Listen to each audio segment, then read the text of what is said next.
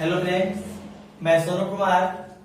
आप सभी को हंसपुरा टीसीपी चैनल में स्वागत है। फ्रेंड्स, आज का टॉपिक है ऊंचाई और दूरी, जो हम पीछे के वीडियो में पार्ट 8 तक इस चैप्टर से रिलेटेड क्वेश्चन बता चुके हैं। आज बताने वाले हैं पार्ट 9 क्वेश्चन नंबर 15। इस पार्ट देखने से पहले आप पीछे के वीडियो जरूर देखें, ताकि ज्यादा से ज्यादा आप लोगों को समझ में आ सके। क्योंकि इस चैप्टर से जितना भी रिलेटेड इंट्रोडक्शन, मतलब जितना भी बनाने का तरीका बता चुके हैं, पीछे का वीडियो बता चुके हैं, वो भी जरूर देखें। तभी आप लोगों को इस चैप्टर, इस पार्ट को समझ में ज्यादा आ सकता है। तो इसमें एक प्रॉब्लम होता है कि चित्र कैसे बनता है। तो चित्र बनाने के लिए कुछ भारी नहीं, बहुत सिंपल है। उस सिंपल के हिसाब से हम बना सकते हैं। जैसे जैसे लिटरेचर रहता है, उस लिटरेचर के हिसाब से क्वेश्चन को आसानी से चित्र के माध्यम से आगे को बढ़ सकते हैं और सॉल्यूशन कर सकते हैं। तो चलते हैं हम क्वेश्चन की तरफ। प्रश्न कर रहा है, एक सीधा राजमार्ग, मतलब रास्ता, एक सीधा राजमार्ग मतलब कुछ था सड़क ना, एक सीधा राजमार्ग एक मीनार के पाद तक जाता है। कहा कि एक सीधा राजमार्ग एक मीनार के पाद तक क्या करता है, जाता है। तो ध्यान देना, एक सीधा राजमार्ग, ध्यान से, यह एक सड़क है, राजमार्ग है। एक सीधा राजमार्ग एक मीनार के पाद तक जाता है। ए भी एक मीनार है और बीसी राजमार्ग है। कहा कि एक सीधा राजमार्ग मीनार के पाद तक क्या करता है, जाता है। तो ए भी एक मीनार है, मीनार का पाद बिंदु बी है, और जो राजमार्ग है वो बी बिंदु पर क्या करता है, जाता है। आगे चलो। मीनार के शिखर पर खड़ा एक आदमी, मीनार के शिखर पर खड़ा एक आदमी एक कार को 30 डिग्री के अवनमन कोण पर देखता है। इस बिंदु पर एक आदमी है और वह किसी कार को देख रहा है। उन्नयन से कि अवनमन से? अवनमन से। कितना डिग्री पर? 30 डिग्री। तो मान लेते हैं कि सी बिंदु पर एक कार है और इस कार को 30 डिग्री के अवनमन कोण पर देख रहा है। तो बताइए कितना डिग्री होगा? 30 डिग्री अवनमन। यदि इसका अवनमन 30 है तो इस सी बिंदु का उन्नयन कितना होगा? 30। एकांतर कोण के हिसाब से दोनों आपस में होता है बराबर। यहां तक तो प्रॉब्लम नहीं होना चाहिए। आगे चलते हैं। जो कि मीनार के पाद की ओर एक समान चाल से जाता है। जो कार सी बिंदु पर है वह कार एक समान चाल से किधर की ओर? मीनार की ओर जा रहा है। 6 सेकंड के बाद कार का अवनमन कोण 60 डिग्री हो गया। मतलब कार सी बिंदु पर था और कार नाम मात्रा चला, मतलब हिला डोला। पता हो, कार सेकंड में चलता है, कार वेग से चलता है। तो कार में कुछ न कुछ वेग होगा, तभी वो आगे और पीछे हो सकता है। 10 किलोमीटर प्रति घंटा हो या 20 किलोमीटर प्रति घंटा हो, वेग होना चाहिए। तो जो कार है नाम मात्रा के चला और कितना सेकंड के बाद? 6 सेकंड बाद। हमारे सी बिंदु पर कार था और 6 सेकंड जैसी चला तो हमारे कौन बिंदु पहुंच गया? डी बिंदु पर। अब पता है कार सेकंड नहीं चलता है, कार का कुछ वेग होता है। तो वेग के लिए मानते हैं 6 सेकंड। तो 6 सेकंड तो है, बट वो कुछ वेग से चलेगा तो वेग के लिए वेलोसिटी, और वेलोसिटी का संकेत क्या होता है? v होता है। तो 6 भी। कार पहले सी बिंदु पर था, कार कौन बिंदु पर आ गया? डी बिंदु पर। और 6 सेकंड के बाद, तो सेकंड नंबर नहीं लिखे क्योंकि कार सेकंड में चलता है, कार कुछ वेग में चलता है और वेग के लिए संकेत क्या दे दिए? वेलोसिटी, मतलब v। 6 सेकंड के बाद कार का अवनमन कोण कितना हो गया? 60 हो गया। जैसे सी बिंदु से डी बिंदु पाया तो इसका अवनमन कोण इसका अवनमन कोण कितना हो गया 60। पूरा कि थोड़ा सा तो क्षैतिज रेखा के साथ होगा, ये तो पता होना चाहिए। तो 60 डिग्री हो गया 60 डिग्री। तो यदि यह अवनमन कोण 60 है तो डी बिंदु का उन्नयन कोण कितना हो जाएगा 60 हो जाएगा। यहां तो कोई प्रॉब्लम नहीं होना चाहिए। इस बिंदु से, कौन बिंदु से, डी बिंदु से मीनार के पार तक पहुंचने में कार द्वारा लिया गया समय क्या होगा, मतलब डी बिंदु से बी तक पहुंचने में कितना समय लेगा, उसका हमारा जवाब पूछ रहा है। तो हम कैसे बना सकते हैं, तो मेन है कि 80% चित्र बन के तैयार हो गया, तो इसको आसानी से हम बना सकते हैं। तो चित्र को आगे पीछे करके देखिएगा, कंफर्म बनाने आएगा। तो चलते हैं हम आगे की तरफ। तो पहले हम मान लेते हैं, हम मानेंगे वही चीज जो चीज निकालना है। तो माना कि ध्यान देना, कहा कि डी बिंदु से बी तक पहुंचने में कार द्वारा लिया गया समय क्या होगा। तो माना कि डी बिंदु से बी तक पहुंचने में कार द्वारा लिया गया क्या है समय। माना कि डी बिंदु से बी तक पहुंचने में कार द्वारा लिया गया क्या है समय। तो त्रिभुज का नाम डिनोट करेंगे, और त्रिभुज का नाम डिनोट के लिए बताया कि सबसे पहले ध्यान किसमें चलना है किसमें नहीं चलना है। तो एंगल 60 पे ध्यान देंगे, तो एंगल 60 के लिए त्रिभुज है ए बी डी, क्योंकि सबको आना चाहिए। 30 के लिए क्या त्रिभुज है, तो बताओ 30 के लिए त्रिभुज होगा ए बी सी होगा। क्यों, क्या कि इस त्रिभुज में कोई 90 डिग्री का निर्माण नहीं हुआ है। तो 30 के लिए होगा ए बी सी, और देख रहे हैं कि 60 और 30 एंगल में किसमें भुजा दिया है पूरा। तो 60 के लिए न ए बी दिया है पूरा न बी डी दिया है पूरा, 30 के लिए न ए बी दिया है पूरा न बी सी दिया है पूरा, बड़ी 6 वोल्ट मतलब रेसिस्टिविटी दिया है, बड़ी आधा दिया किस एंगल का 60 का कि 30 का, तो हम बोले एंगल 30 का। तो बताओ किस में चले, 30 में 60 में। तो बताए थे पिछले क्लास में कि यदि पूरा भुजा मालूम हो तो उसी में चलेंगे, यदि पूरा भुजा ना मालूम हो गया आधा भुजा देगा तो उसमें कदापि नहीं चलेंगे, टाइम बचाना है तब। तो एंगल 30 में नहीं चलेंगे, कौन चलेंगे एंगल 60 में। और 60 के लिए त्रिभुज है ए बी डी। जब त्रिभुज ए बी डी में चलेंगे तो ध्यान से देखेंगे कि एच दिया है कि एच निकालना है। तो बताओ ना एच दिया है ना एच निकालना है, तो फिक्स है tan लगेगा tan थीटा, और थीटा का मान 60 बराबर। लंब का नाम क्या है, लंब का नाम ए बी है, और आधार का नाम क्या है, तो आधार का नाम बी डी।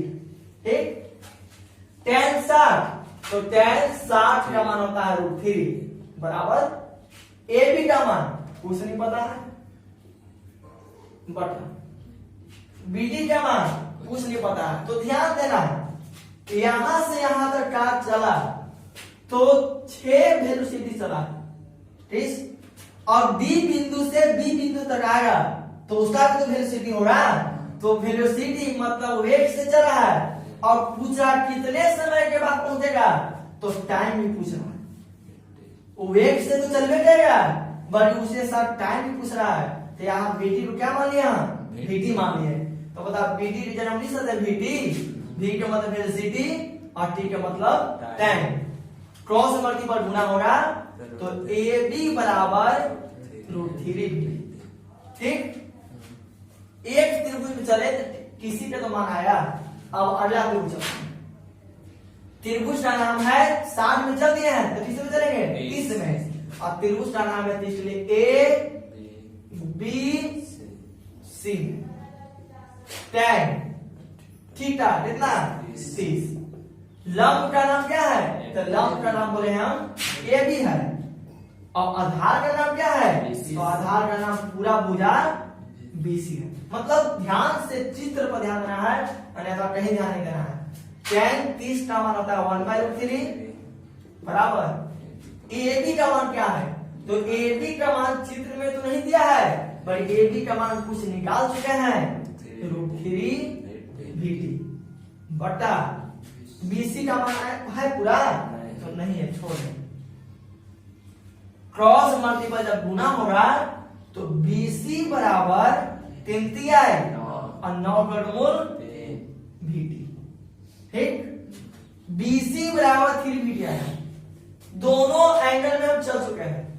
अब आगे क्या करें?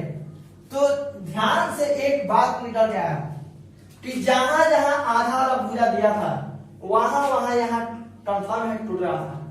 इसको जोड़ेंगे चाहे इसको घटाएंगे। तो ध्यान से देखो कि BC का निर्माण BD प्लस BC से हुआ है, तो हम इसको लिख सकते हैं BD प्लस DC बराबर 3 VT, ठीक है। BD का मान VT प्लस और DC का मान 6 बराबर 3 VT। बताइए VT प्लस में हो जाएगा तो हो जाएगा 6V बराबर 3VT माइनस VT। प्लस में माइनस में होगा 6V बराबर 3 में से एक कैंसिल होगा तो 2VT। बताओ 2V से 6V कटेगा क्या बार में? 3 बार में। तो T बराबर आ गया 3 सेकेंड। सेकेंड में था। तो कार द्वारा D बिंदु से मीनार के पार तक पहुंचने में 3 सेकंड का टाइम लगेगा और यह हमारा क्या हो गया? आंसर। तो जल्द से जल्द स्क्रीनशॉट ले। तो चलते हैं इस एक्सरसाइज का क्वेश्चन नंबर 16 और इस एक्सरसाइज का क्वेश्चन नंबर लास्ट, मतलब जो क्वेश्चन है लास्ट होने वाला है। 1 से लेकर 16 तक हम क्वेश्चन बताए।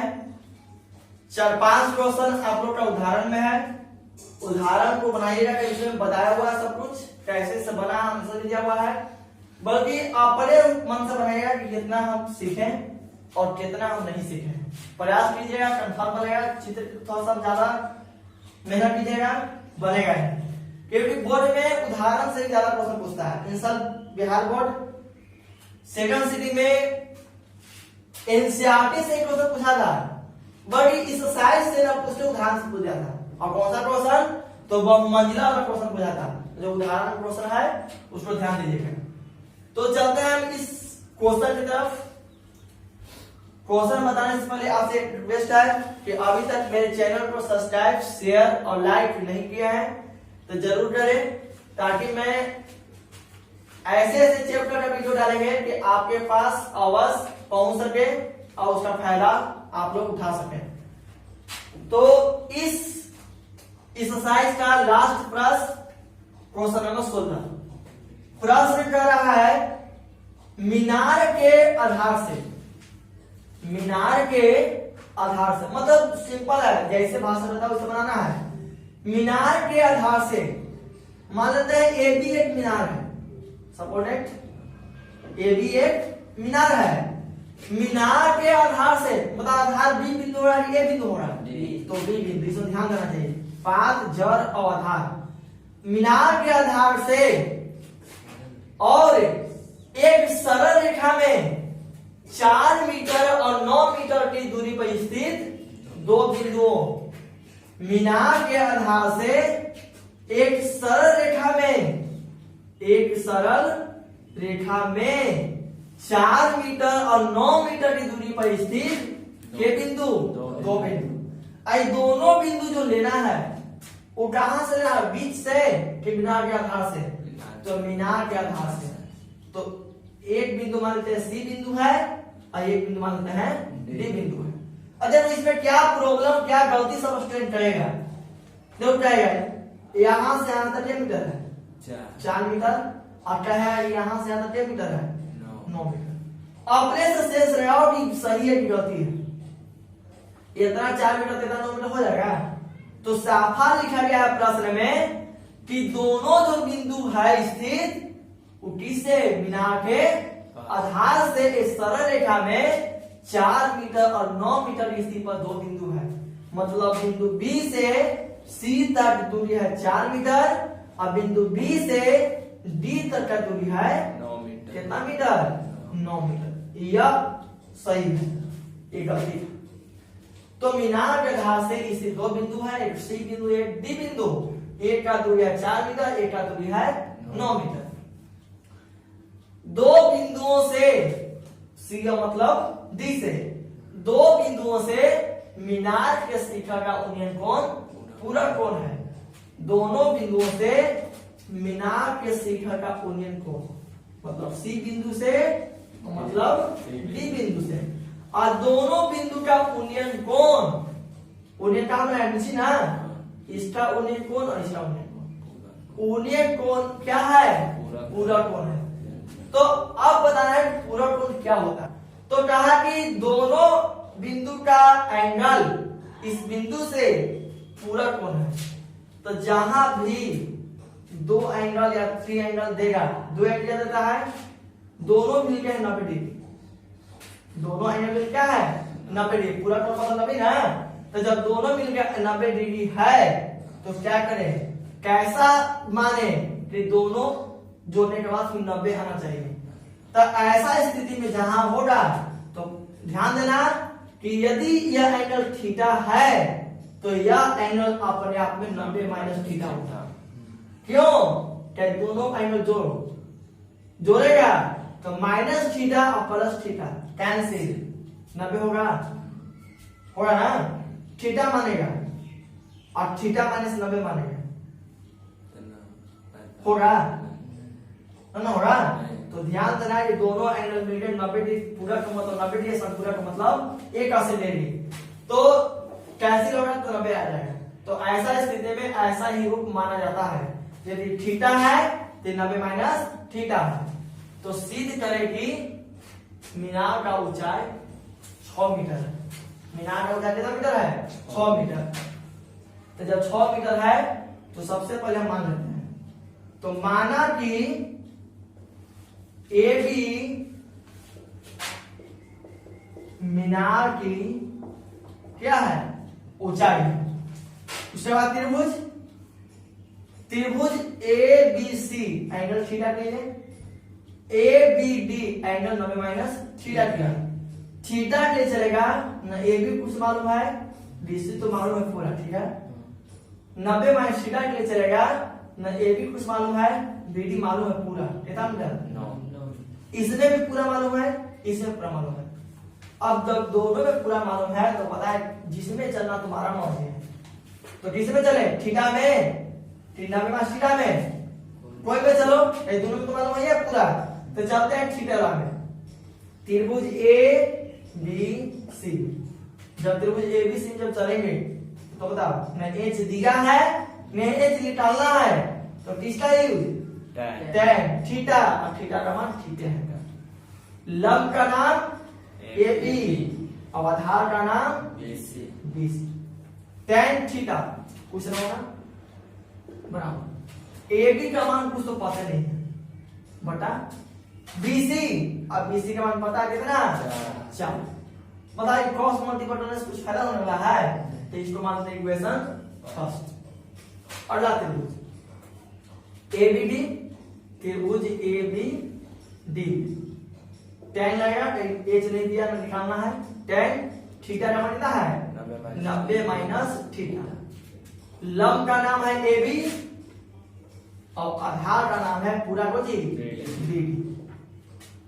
इसका फॉर्मूला पता है cot थीटा होता है ना फॉर्मूला, AB कुछ नहीं मालूम और BD का मान पता है कितना 9। तो यहाँ क्रॉस मल्टीप्लिकेशन से कुछ फायदा नहीं है, इक्वेशन को मानते हैं सेकंड। अब जब दो इक्वेशन मिला तो क्या करेंगे, तो सोचेंगे रिलेशन, त्रिभुजों में क्या रिलेशन विशेषता होता है। तो पता हो रहा tan और cot है, LHS इधर RHS। समीकरण फर्स्ट और सेकंड को जोड़ें कि गुना करके भाग करें। तो ध्यान देने पड़ेगा कि tan और cot में कोई फॉर्मूला होता है कोई रिलेशन का, तो पता है tan और cot में गुना का रिलेशन होता है, तो गुना कर देते हैं समीकरण फर्स्ट और तीसरे सेकंड से। जब 1 और 2 चलेंगे तो खोजिए फर्स्ट में tan थीटा और गुना का रिलेशन होता है, ऐसे भी लिखिए cot थीटा। इधर क्या है AB बटा 4 गुने AB बटा 9, ठीक है। tan और cot गुना के मल्टीपल में क्या रिलेशन होता है 1 का। AB स्क्वायर गुना हो रहा है और 9 चौके 36 गुना होगा तो AB स्क्वायर बराबर 36, स्क्वायरिंग में है तो रूट में जाएगा तो AB बराबर रूट 36, ठीक है।